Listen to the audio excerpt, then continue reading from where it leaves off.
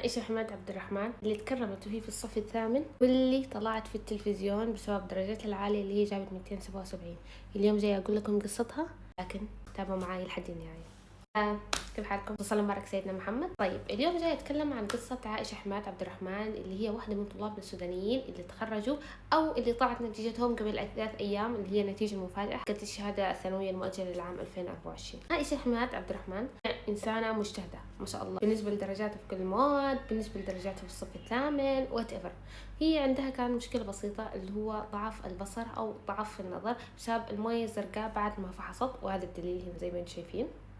تمام. فكان وقت الامتحانات شو بتسوي؟ الأستاذ يجزاه الخير أو الأستاذ يعطيها العافية يجي تقرأ لها السؤال وهي بتحل عادي، وهي تقرأ وهو بتحل لحد ما ينتهي الامتحان. لكن حصل في الشهادة الثانوية حاليا كان صدمة لها وللغير. ليش؟ طلعت إنه هي راسبة في مادة الأحياء بعد ما درجاتها الباقية كانت غريبة شديد اللي هي هذه، وسبب الرسوب هو غش.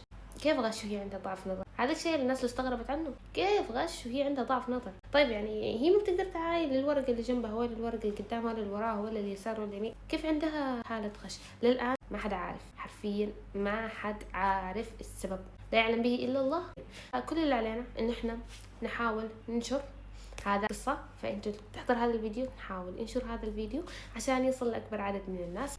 نحاول نفهم يا جماعة، ما نهاجم بس، ما نهاجم المدرسة، ما نهاجم الوزارة، ما نهاجم الأساتذة، ما نهاجم الأهل، لا، نحاول نفهم شو القصة، شو المشكلة، ليش عندها أول شيء ضعف نظر، شو السبب اللي حلها حالة غش، ليش ما تحلت المشكلة، شو السبب اللي خلاهم يفكروا إنها حالة غش بعد درجاتها الحلوة هذه كلها ما شاء الله تبارك الله. فالناس لازم تفهم أول حاجة، تمام، بعدين تحلل المشكلة وتحاولوا تحلوها مع بعض. يعني النشر حق الفيديوهات بيحاول يطلع الشيء هذا لشخص مسؤول، الشخص المسؤول بيحاول يقرأ ويفهم المشكلة أكثر وأكثر وأكثر، وبالتالي يحاول إنه يحل هذه المشكلة، كان مع زملائه أو كانت مع الوزارة أو كان مع المدرسة. هذا الكلام اللي كتبه أو قالوا الوالد، والد عائشة. زي ما شايفين هي كانت ممكن تكون من أوائل الشهادة السودانية وكانت ممكن تاخذ منحة أو فرصة كبيرة، لكن يا عائشة هذه الرسالة من هنا ليكي. عائشة ما تستسلمي أبدا، حاولي تروحي تفهمي المشكلة، حاولي تنشري الموضوع زيادة، حاولي تتكلمي عن الموضوع، ما تستسلمي، ما تيأسي، ما تخلي أحد يكسر عزيمتك. هذا الموقف اللي حصل لك حاليا واختبار ليكي، يشوف عزيمتك، يشوف إصرارك، يشوف ثقتك بالله، ويشوف أنت مين اللي عارفة حقيقة الموضوع.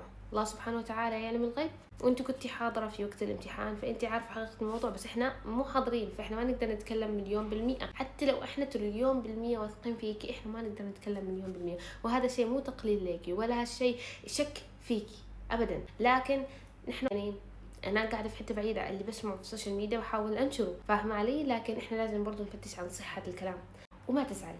لعل هذا التأخير كان فيه خير، يمكن لما يحلوا لك هذه المشكلة كانت السنة هذه، السنة الجاي، شهر هذا، الشهر الجاي، بعد شهرين، بعد 3، بعد 5، بعد، المهم لما تتحل هذه المشكلة ممكن تجيكي فرصة كنت تقولي أوه تحيل هذه الفرصة تجيني، ممكن تجيكي منحة، ممكن تجيكي فرصة كبيرة أنت تحمد الله سبحانه وتعالى عليها 500,000 مرة. أنت قدها وقدود سبحانه وتعالى، الله سبحانه وتعالى هو كاتب لك مستقبلك، لكن أنت حتحط خياراتك اللي حتحط طريقك للمستقبل. هل حتكتئبي وتقعدي في حالة من الزمن في اكتئاب لمدة 5 سنوات بعدين تقومي، ولا هل حتقومي على طول وما تستسلمي وتدعي الله إذا ما لقيتيها الحين بتلقيها قدام ومستقبلا أضعاف وأضعاف من البركات والخيرات.